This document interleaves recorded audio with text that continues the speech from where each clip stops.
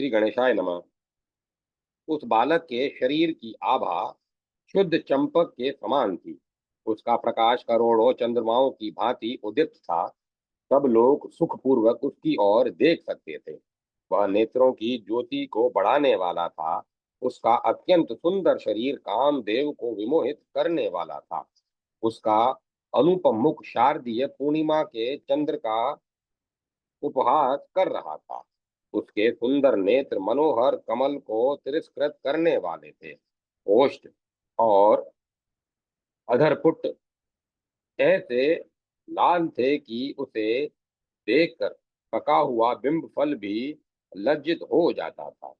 कपाल और कपोल परम मनोहर थे। रुचिर नासिका गरुड़ की चोंच की भी को भी तिरस्कृत करने वाली। उसके सभी अंग उत्तम थे। त्रिलोकी में कहीं उसकी उपमा नहीं थी। इस प्रकार वह रमणीय शैया पर सोया हुआ शिशु हाथ पैर उछाल रहा था। किंतु अत्यंत कृशकाय वृद्ध ब्राह्मण वेशधारी अतिथि के अकस्मात अंतर्हित हो जाने पर परमादृश्य गृहिणी पार्वती व्याकुल हो गई। उन्होंने अपने प्राणपति शिव जी को उन्हें ढूंढने के लिए कहा और स्वयं दुखी होकर कहने लगी, से व्याकुल ब्राह्मण, आप कहाँ चले गए? भूख से पीड़ित अतिथि के द्वार से चले जाने पर ग्रस्त का जीवन व्यर्थ चला जाता है। जगजननी शांत हो जाओ। अतिथि देव के अचानक अंतर्हित हो जाने पर छटपटाती हुई अंबिका ने आकाशवाणी सुनी और व्रत के फल स्वरूप परिपूर्ण के रूप में प्रकट हुई। योगी लोग जिस अविनाशी तेज का प्रसन्न मन से निरंतर ध्यान करते हैं, वैष्णव गण तथा ब्रह्मा विष्णु और शिव आदि देवता जिसके ध्यान में लीन रहते हैं, प्रत्येक कल्प में जिस पूजनीय की सर्वप्रथम पूजा होती है, जिसके स्मरण मात्र से समस्त विघ्न नष्ट हो जाते हैं तथा जो पुण्य राशि स्वरूप हैं, मंदिर में विराजमान अपने उस पुत्र की ओर तो दृष्टि डालो। प्रत्येक कल्प में तुम जिस सनातन ज्योति रूप का ध्यान करती हो, वही तुम्हारा पुत्र है। यह मुक्तिदाता तथा भक्तों के अनुग्रह का मूर्त रूप है। जरा उसकी ओर तो निहारो। जो तुम्हारी कामना पूर्ति का बीज तप रूपी कल्प वृक्ष का फल और सुंदरता में करोड़ों कामदेवों को तिरस्कृत करने वाला है। अपने उस लावण्य मूर्ति पुत्र को तो देखो। आकाशवाणी ने आगे अंबिका का भ्रम निवारण करते हुए कहा, वे सुधाकार अतिथि वृद्ध ब्राह्मण नहीं थे। उस वेश में तुम्हारे सम्मुख साक्षात जनार्दन ही उपस्थित हुए थे। तुम प्रसन्नचित्त हो अपने देवाग्रह गण्य सुंदरतम पुत्र को देखो। आकाशवाणी के द्वारा इस प्रकार की प्रेरणा प्राप्त होते ही माता पार्वती शीघ्रता से अपने महल में पहुंची। वहां उन्होंने अत्यंत अद्भुत परम सुंदर पद्म पात्राक्ष शिशु को अपनी शैया पर लेटे देखा। वह त्रिलोक के सुंदर तेजस्वी शिशु छत की ओर निहार रहा था। उसके दिव्य अंगों से दिव्य तेज फैल रहा था। वह इधर उधर अपने हाथ पैर फेंक रहा था। परम पावनी माता का स्तनपान करने के लिए वह क्रंदन कर रहा था। प्राणनाथ, आप घर चलकर मंदिर के भीतर तो देखिए। हर्षोल्लासपूर्ण हृदय से पुत्र वत्सला भगवती उमा ने दौड़कर त्रिलोकेश्वरदायक भक्त वांछा कल्पतरु शिव से कहा, सगह फलदायिनी आपकी ध्यान मूर्ति ही पुत्र के रूप में प्रकट हुई है। भुजंग भूषण भी हर्षमग्न हो गए। वे तुरंत उठकर अपनी प्राण प्रिया के घर गए। वहां उन्होंने शैया पर तप्त स्वर्ण तुल्य कांतिमान अपने पुत्र को देखा। घोर दैत्यघन शिव प्रसन्न और चकित होकर सोच रहे थे, अरे, मैं जिस परम तेजस्विनी और परम मंगलमयी मूर्ति का ध्यान करता रहता हूँ, वह तो प्रत्यक्ष मेरे पुत्र के रूप में मेरे सम्मुख मुस्कुराती हुई क्रीड़ा कर रही है। सर्वानंद प्रदायिनी सर्वानंद प्रदायिनी पार्वती के आनंद की सीमा न थी। उन्होंने पुत्र को अंक में ले लिया और हर्ष के आवेग में उसका चुंबन करने लगी। आनंद मग्ना नित्य रूपा पार्वती ने अपनी प्रसन्नता व्यक्त करते हुए कहा, बेटा, जैसे दरिद्र दरिद्र का मन सहसा उत्तम धन पाकर संतुष्ट हो जाता है, उसी तरह तुझ सनातन अमूल्य रत्न की प्राप्ति से मेरा मनोरथ पूर्ण हो गया। जैसे चिरकाल में प्रवासी हुए प्रियतम के घर लौटने पर स्त्री का मन पूर्णतया हर्षमग्न हो जाता है, वही दशा मेरे मन की भी हो रही है।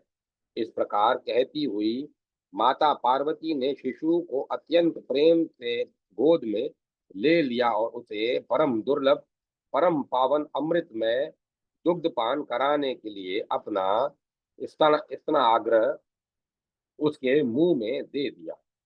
उसके अनंतर चराचर प्राणियों के आश्रय भगवान शंकर ने भी अत्यंत प्रसन्नता से अपने पुत्र को गोद में उठा लिया। प्राकट्योत्सव पर पुत्रपति पुत्रोत्पत्ति की प्रसन्नता में स्वर्गा पर्व स्वर्गा पर्व वर्गदाता पार्वती नाथ की प्रेरणा से विविध प्रकार के मनोहर वाद बजने लगे। पुत्र की मंगल कामना से परम पिता शिव ने ब्राह्मणों, वंदियों एवं भिक्षुकों को नाना प्रकार के अपरिमित रत्न आदि और बहुमूल्य संपत्ति का दान किया। हिमगिरी ने अपने दोहित्र के जन्मोत्सव पर अत्यंत हर्षोल्लास हर्षोत्सव से ब्राह्मणों को 1 लाख रत्न, 1,000 श्रेष्ठ हाथी, 3 लाख घोड़े, 10 लाख गायें, 5 लाख स्वर्ण मुद्राएं, मुक्ता, हीरे, रत्नादि मणिया, वस्त्र, आभूषण और शिरोधादि शिराब्दी से उत्पन्न सभी प्रकार के अनमोल रत्नों का दान दिया। शिरोधि शाही विष्णु ने कौस्तुभ मणि का दान दिया। हर्षातिरेक में उन्होंने श्रेष्ठतम मुनियों को बुलवाकर उनकी पूजा की, उनसे समस्त मांगलिक कार्य करवाए। पार्वती के पुत्र रूप में प्रकट उस नव शिशु को आशीर्वाद दिलवाया, वेदों और पुराणों का पाठ करवाया एवं देव दुर्लभ मनोहर नृत्य तथा मंत्र मुग्ध कर मधुर संग्रह स्वरूप शिवपुत्र के प्राकट्योत्सव पर ब्रह्मा ने सृष्टि में परम दुर्लभ वस्तुएं ब्राह्मणों को दी। परम महिमामयी शिवप्रिया के परम मंगल कर पुत्र जन्म के अवसर पर देव समुदाय आनंदोदधि में निमग्न हो गया था। धर्म, सूर्य, शचीपति, इंद्र, सूरगण, मुनिगण, गंधर्व, पर्वत तथा देवियों ने अत्यंत प्रसन्नता से विविध प्रकार की बहुमूल्य वस्तुओं का दान किया। हर्षातिरेक से क्षीर सागर के दिए गए 1 सहस्त्र माणिक्य, 100 कौस्तुभ मणिया, हीरे हीरक श्रेष्ठ मणिया, कौ रत्न, गज रत्न, श्वेत वर्ण के अनान्य बहुमूल्य रत्न, स्वर्ण मुद्राओं एवं वस्त्राभरणों के मूल्य का अनुमान करना संभव नहीं। इसी प्रकार भगवती सरस्वती, सावित्री और धनपति कुबेर ने ब्राह्मणों को परम दुर्लभ एवं अद्भुत वस्तुओं का दान किया। प्राणी मात्र के सच्चे शुभेच्छी एवं देवताओं के परम शुभ चिंतक जगत द्वाता शिव के घर में शिशु के प्रकट होने पर सभी देवता आनंदोन्मुक्त हो गए थे। उस शुभ काल में बालक के मंगल के लिए जो जहां था वहीं ब्राह्मणों को अपना सर्वस्व समर्पित करने लगा। सबने दान दिए और सभी देवताओं ने उस बालक को दुर्लभतम आशीष आशीष प्रदान की। बालक तुम दीर्घायु, ज्ञान में शिव के सदृश, पराक्रम में मेरे तुल्य और संपूर्ण सिद्धियों के ईश्वर हो। विष्णु ने आशीर्वाद दिया, तुम यथाशीघ्र यशस्वी, सर्व पूज्य एवं अग्रगण्य हो। ब्रह्मा ने आशीर्वचन कहा, इसी प्रकार धर्म, महादेव, लक्ष्मी, सरस्वती, सावित्री, हिमालय, मेनका, वसुंधरा और पार्वती के उस नवोदित अद्भुत अलौकिक पद्म पत्राक्ष शिशु के धार्मिक, सर्वत्र दयालु, हरि भक्त, श्री हरि के समान दुर्लभ, बुद्धिमान, विद्वान, पुण्यवान, शांत, जितेंद्रिय, स्थिर, लक्ष्मीवान एवं शांत होने की मंगल कामना की उसे मनोहर रूप वाली पत्नी, परमोत्कृष्ट कवित्व शक्ति, धारणा शक्ति, स्मरण शक्ति, विवेचन शक्ति, वेद ज्ञान सागर तुल्य गंभीरता, कामदेव तुल्य सौंदर्य प्राप्त होने का वर दिया।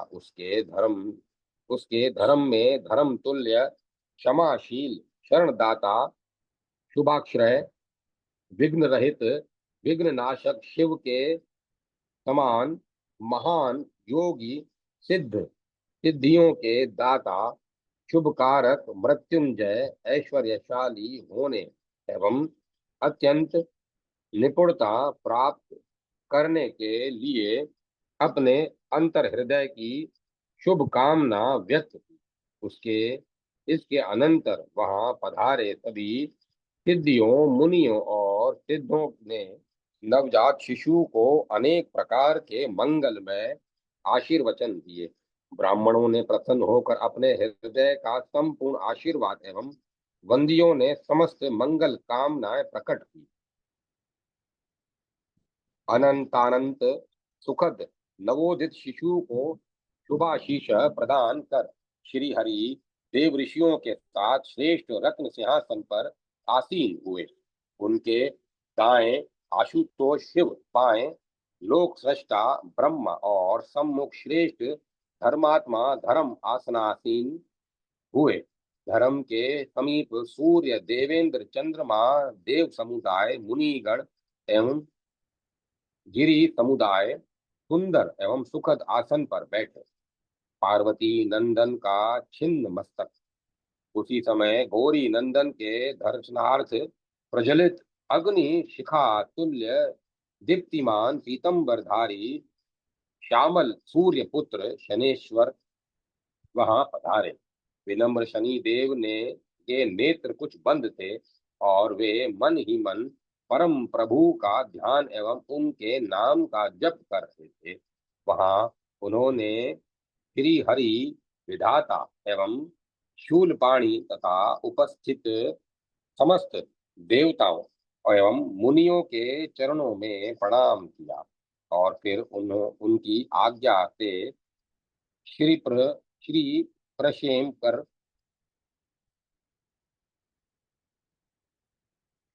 शंकर नंदन को देखने के लिए भीतर पहुंचे। सूर्यपुत्र शनेश्वर ने अलौकिक भवन में उस समय प्रवेश किया जब वस्त्रालंकार भूषित मंगलमयी जननी पार्वती नवागत शुभांगन शिशु को गोद में लेकर रत्न सिंहासन पर बैठकर सुवासित तांबुल चबाती हुई प्रसन्नता से मुस्कुरा रही थी। पांच सखियों पांच सखियां उनके समीप खड़ी होकर श्वेत चवर दुला रही थी। महायोगी शनेश्वर ने त्रिलोक के दुर्लभ जननी पार्वती के पाद पद्मों में मस्तक झुकाए श्रद्धा एवं प्रीति पूर्वक प्रणाम किया। जगदम्बा ने उन्हें आशीष देकर उनसे कुशल समाचार पूछा। ग्रहेश्वर अपने नेत्र कुछ मूंदे थे और अब आपने सिर झुका रखा था। संपूर्ण बाधा एवं कलाओं के अधिपति की जननी पार्वती ने पीताम्बरधारी शनेश्वर से पूछा, आप मेरी और मेरे पुत्र की ओर देख नहीं रहे हैं, इसका क्या हेतु है? माता, संपूर्ण प्राणी अपने कर्म का ही फल भोगते हैं।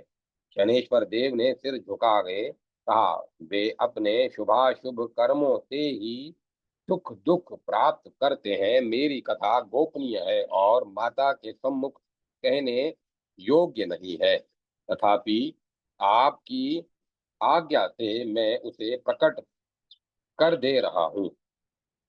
शंकर वल्लभे, शनेश्वर देव ने आगे कहा, बाल्यकाल से ही मेरे मन में श्री कृष्ण पद पद्मनारूति थी। मैं प्राय उन्हीं के अत्यंत सुखद ध्यान में तल्लीन रहता था। सर्वथा निरत निरत विरक्त एवं तप निरत था, किंतु मेरे पिता ने चित्ररथ की पुत्री से मेरा परिणय करा दिया। मेरी पत्नी साध्वी, तेजस्विनी एवं तपस्विनी थी। एक दिन की बात है, मेरी सहधर्मिणी ऋतु स्नान के अनंतर उस समय मेरे समीप आई, जब मैं भगवत चरणों के ध्यान में तल्लीन, सर्वथा ब्रह्म ज्ञान शून्य था। मैं जिसकी ओर दृष्टिपात करो तुम जिसकी ओर दृष्टिपात करोगे वही नष्ट हो जाएगा। ऋतु काल के विफल होने पर उसने दुखी मन में मुझे शाप दे दिया। यद्यपि ध्यान से विरक्त होने पर मैं उसे संतुष्ट किया, किंतु वह पश्चाताप करने के लिए शाप लौटाने में समर्थ नहीं थी। इसी कारण मैं जीव हिंसा के भय से अपने नेत्रों से किसी की ओर नहीं देखता और सहज ही सदा सिर झुकाए रहता हूँ। शनेश्वर देव की बात सुनकर नर्तकियों और किन्नरों के समुदाय के साथ अनंत सुखदायिनी जगदम्बा हंसने लगी। संपूर्ण विश्व ऐश्वर्येच्छा के अधीन है संपूर्ण विश्व ईश्वर इच्छा के अधीन है। सर्व काम फलदायिनी जगदीश्वरी ने ऐसा कहते हुए शनिश्चर देव से कहा, तुम मेरी ओर तथा मेरे शिशु की ओर देखो। मैं पार्वती नंदन की ओर देखूं या नहीं? शनेश्वर देव मन ही मन सोचने लगे, यदि मैं इस दुर्लभ बालक की ओर देखूंगा तो निश्चय ही इसका अनिष्ट हो जाएगा, किंतु सर्वेश्वरी जननी की आज्ञा कैसे टाली जाए? इसी प्रकार सोचते हुए धर्मात्मा शनेश्वर देव ने धर्म को साक्षी देकर गिरिजा की ओर तो नहीं, किंतु उनके पाप संताप हरण पुत्र की ओर देखने का निश्चय किया।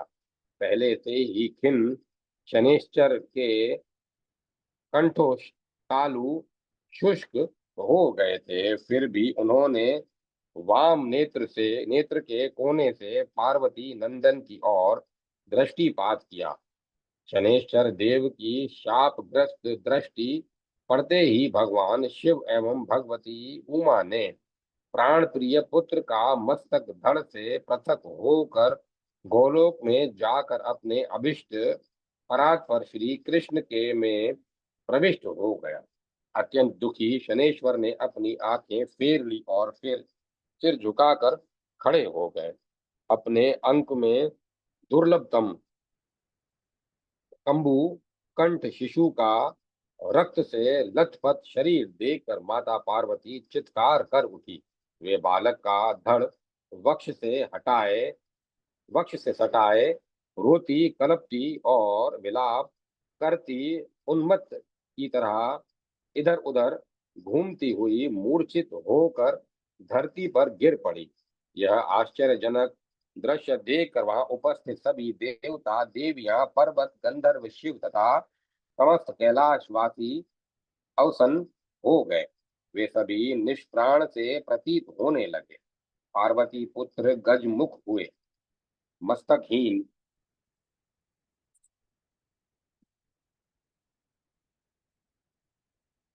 ओम नमः शिवाय, ओम नमो नारायण, ओम नमो भगवते वासुदेवाय।